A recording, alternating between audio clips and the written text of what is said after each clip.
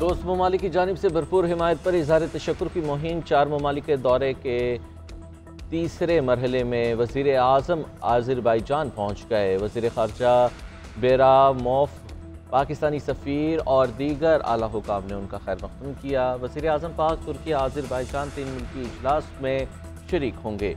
सदर इल्हाम अलीयोव के साथ मुलाकात भी करेंगे। भारत के साथ कशीदगी में गैर मुतज़लज़ल हिमायत पर उनका शुक्रिया भी अदा करेंगे। इससे कबल वज़ीर आज़म ने ईरान का दौरा किया। ईरानी सुप्रीम लीडर और सदर से मुलाकातें की। पाकिस्तान ईरान ताल्लुकात, तजारत और इलाक़ाई रवाबित के फ़रोग़ पर तबादला ख्याल भी किया गया।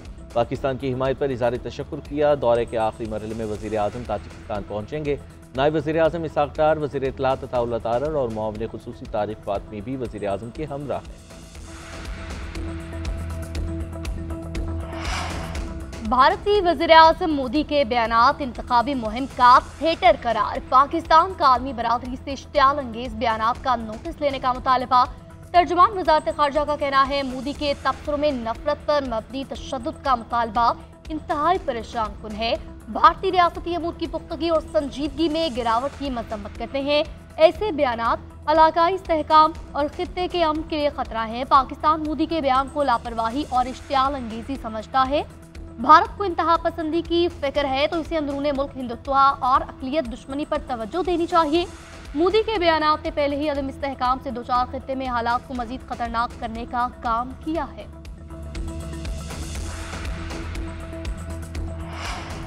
खुद को जमहूरी कहने वालों ने कल इंतहाई घटिया हरकत की। कल पीपल्स पार्टी को रैली निकालने पर किसी ने नहीं रोका। रेड जोन में जाने पर कार्रवाई हुई। रेड जोन के SOPs बने हैं, तोड़ेंगे तो कानून पर अमल होगा। वज़ीर आला KP अली अमीन गंडापुर ने कहा है कि हमारा सूबा बानी PTI के विजन के मुताबिक चल रहा है। हम तो खुद कहते हैं कि एहतजाज की इजाज़त होनी चाहिए। JUI ने 15 महीने में 5 जलसे किए, उन्हें पूरी सिक्योरिटी दी। जो एतराज़ कर रहे हैं उनकी एक सीट भी सूबे में नहीं है। पीपल्स पार्टी ऐसी सियासत से गुरेज करे।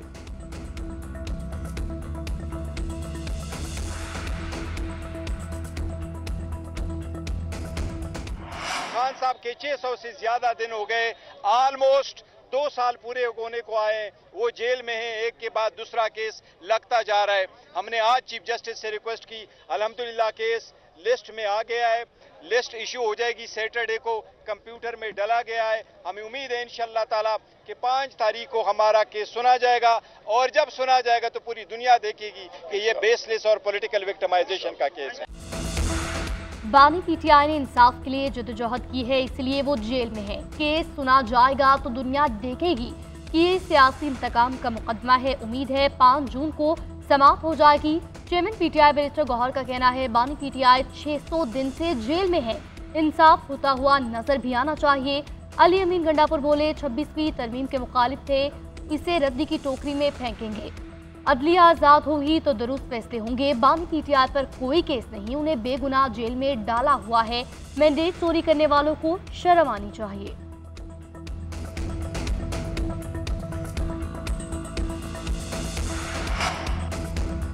PTI ने खुद ही समझ लिया था कि वो सियासी जमात नहीं रहे। सवाल यह है कि फैसले में आधे जीते हुए उम्मीदवारों को किसी जमात में जाने का हक दिया गया। क्या बेहतर ना होता कि तमाम उम्मीदवारों को यह हक दिया जाता? जस्टिस अमीनुद्दीन के मखसूस नशिस्तों से मुतालिक समाअत के दौरान रिमार्क्स। जस्टिस जमाल मंदुखिल ने कहा कि सुप्रीम कोर्ट में तो सिर्फ तहरीक इंसाफ के इंट्रा पार्टी इलेक्शन का मुकदमा था। नए जजेस को हकायक बताने के लिए सलमान अकरम राजा ने तहरीक इंसाफ से वाबस्तगी से मुतल्लिक दूसरा हुक्म चैलेंज नहीं किया।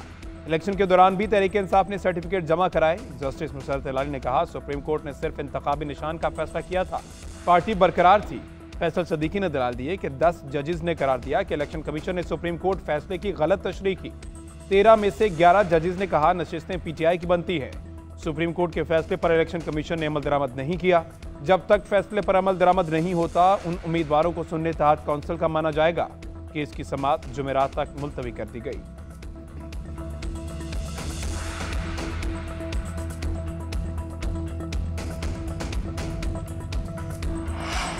जस्टिस डोगर लाहौर हाईकोर्ट में सीनियरिटी में 15वें नंबर पर और इस्लामाबाद हाईकोर्ट में पहले पर आ गए। इस्लामाबाद हाईकोर्ट के जजेस की सीनियरिटी थी, ट्रांसफ़र होकर आए जजेस की अपनी सीनियरिटी थी। जब जजेस ट्रांसफ़र होकर आए तो उन्हें सीनियरिटी किस कानून के तहत दी गई? जस्टिस नईम अख्तर अफगान का जजेस तबादला और सीनियरिटी केस में इस्तफसार। कहा जजेस ट्रांसफ़र के हवाले से कौन सा असूल अपनाया जाएगा, आइन इस वक्त खामोश है। इस मामले में कौन सा असूल अपनाया गया कि जस्टिस सरफराज डोगर को ट्रांसफ़र के लिए चुना गया? जस्टिस शकील अहमद ने रिमार्क्स दिए कि मुस्तकिल वैकेंसी का तरीक़ाकार आर्टिकल 175A में दिया गया है। अगर ये मुस्तकिल तबादला है तो फिर 175A मुअत्तल हो गया। अटॉर्नी जनरल ने कहा कि इस्लामाबाद हाई कोर्ट में ट्रांसफ़र जजेस की नई तकर्री नहीं हुई। जजेस ट्रांसफ़र पर आए हैं तो नए हल्फ की ज़रूरत नहीं, दरखास्तें मेरिट पर खारिज की जाए। अटॉर्नी जनरल के दलाइल मुकम्मल। आईनी बेंच ने जुडिशल कमीशन इजलासों के मीटिंग मिनट्स तलब कर लिए।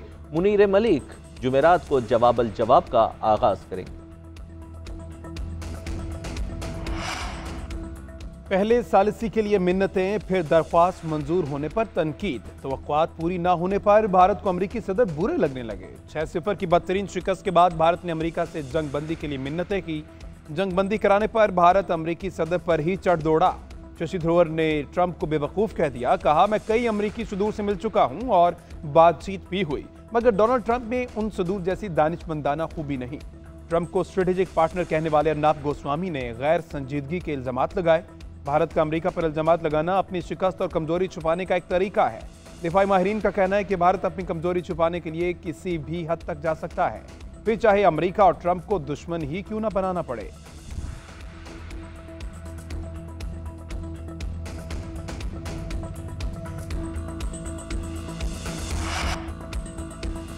भारत के साथ हालिया जंग में दो ममालिक ने टेक्नोलॉजी में मदद की। मकामी टेक्नोलॉजी का भरपूर किरदार था। ज़रूरत इस बात की है कि ज़्यादा से ज़्यादा नौजवान IT की तरफ आएँ ताकि मुल्की मईशत और तरक्की में किरदार अदा करें। वज़ीर आला सिंध मुराद अली शाह का कहना है, हम पढ़ते थे कि इंडस्ट्री और तालीमी इदारे में ताल्लुक ना हो तो तरक्की नहीं होती। आज नौजवान नस्ल को मईशत में मुआवनत करने की ज़रूरत है। हमारी जामियात से नया टैलेंट निकल कर सामने आना चाहिए। सिंध हुकूमत इनकी पूरी सपोर्ट करेगी। जो सरमाया नौजवान पर हम लगा रहे हैं उसका अच्छा रिटर्न मिलना चाहिए।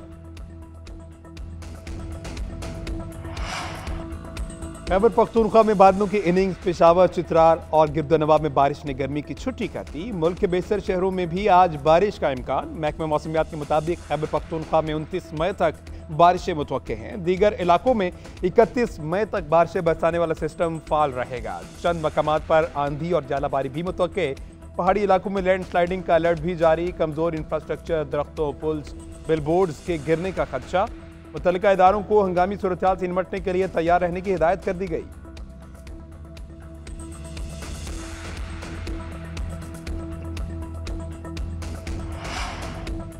जिलहज का चांद देखने के लिए मरकजी रुयत हिलाल कमेटी का इजलास आज होगा। चेयरमैन मौलाना अब्दुल खबीर आज़ाद की ज़ेर सदारत इजलास इस्लामाबाद में होगा। जोनल रुयत हिलाल कमेटियों के इजलास भी सूबाई हेडक्वार्टर्स में तलब।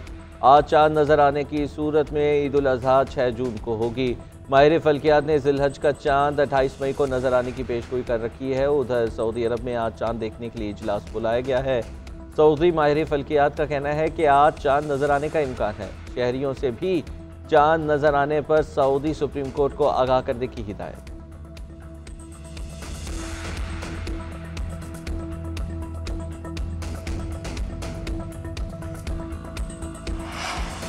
सिंध में सरकारी तकरीबात में तहाइफ देने की रवायत खत्म। मेहमानों के इस्तकबाल के लिए बच्चों को खड़ा करने पर पाबंदी आए। तमाम तालीमी इदारों में डायरेक्टर, प्रिंसिपल और हेडमास्टर्स को अहकाम जारी।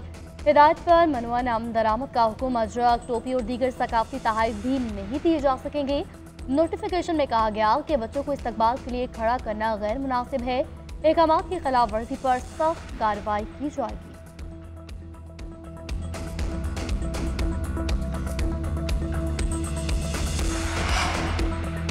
पंजाब में ट्रैफिक कवानीन की खिलाफ वर्जी पर जुर्माना 10 गुना बढ़ाने का फैसला। कम उम्र बच्चों की ड्राइविंग पर वालिद के खिलाफ मुकदमा दर्ज होगा। वन व्हीलिंग या खतरनाक ड्राइविंग पर भी मुकदमा होगा।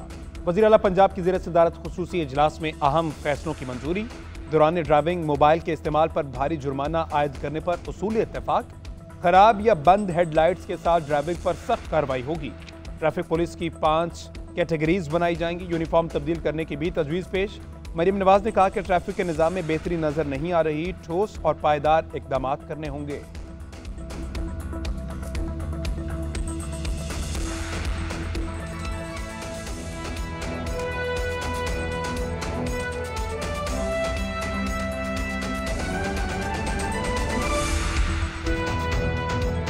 लाहौर हाईकोर्ट ने बानी पीटीआई की 9 मई के 8 मुकदमात में ज़मानत की दरख्वास्तों पर समाअत कुछ देर के लिए मुलतवी कर दी है। बानी पीटीआई के वकील सलमान सफदर ने कहा कि नवंबर 2024 से हम चाहते हैं कि इन दरख्वास्तों पर फैसला हो। ये जब भी आते हैं तारीख मांगते रहते हैं। अदालत हमारे बेचारगी देखे और आज ही ज़मानत की दरख्वास्तों पर फैसला करे। इबादुल्लाह हमारे साथ मौजूद है, उनसे मज़ीद जान लेते हैं। इबादुल्लाह बताइए। जी, लाहौर हाई कोर्ट के जस्टिस शहबाज रिजवी की सरबराही में 2 रुकनी बेंच ने इस मामले पर समाअत की और कुछ देर के लिए कार्रवाई इसलिए मुलतवी की है कि अदालत इस बारे में वकला को आगाह करेगी कि इन दरखास्तों पर आज ही कोई कार्रवाई की जाएगी या मजीद कार्रवाई को आइंदा समाअत के लिए मुलतवी किया जाएगा। बानी पीटीआई के वकील ने बैरिस्टर सलमान सफदर आज अदालत में पेश हुए। उन्होंने ये नुक्ता उठाया कि जो सरकारी वकील हैं वो इसमें इल्तवा चाहते हैं, वो हर तारीख पर जो है हर समाअत पर एक नई तारीख देना चाहते हैं। ये मामला जो है तारीख देने का नहीं है, मामला जो है वो उस पर मेरे दलाइल उन्होंने कहा मुकम्मल हो चुके हैं। उन्होंने ये भी बावर करवाया कि अभी तक ये कोई सबूत जो है वो पेश नहीं कर सके, ना इनके पास सबूत हैं। ये सब ये चाहते हैं कि मशीनों के जरिए सबूत इनको मिले और उसकी बुनियाद पर ही मामला को आगे चलाएं।